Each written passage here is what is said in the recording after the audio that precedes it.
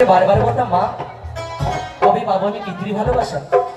মা বলতো লক্ষ্মী ধর বিলম্ব করিস নে বাসা, সঠিক পিতা কি তুই। কিন্তু সেই দিনটা আমার জীবনে এসেছে, তাই সারা চম্পকনগরে আনন্দে উত্তমান হয়েছে। হয়েছে আলোধ্বনি, ফুটেছে শঙ্খধ্বনি।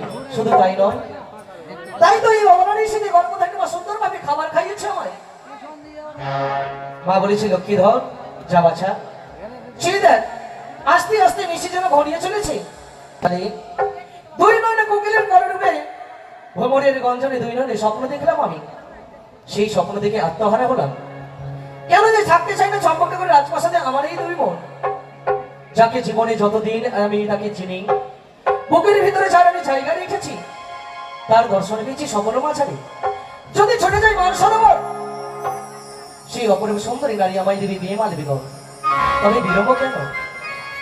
অদূরে শোনা যায় কোকিলের কলরব, ভ্রমরের গঞ্জ, এরই মাঝে যেন ঋষি হলো ভোর।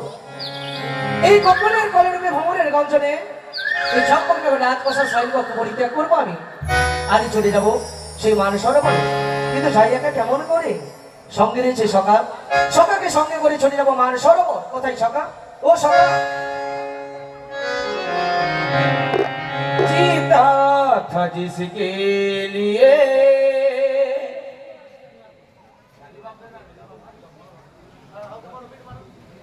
जिसके लिए मरता था,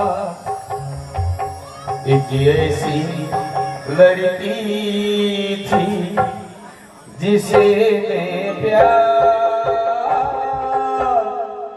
कर दी थी।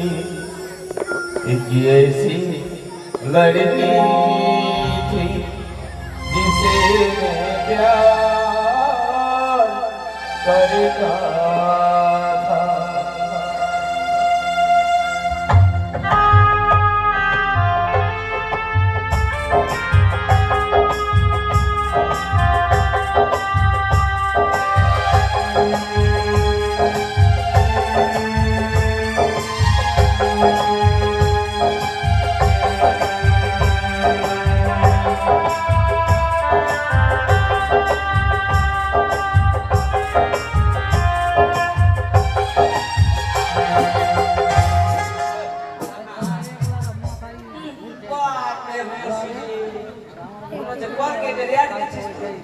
কেন রে?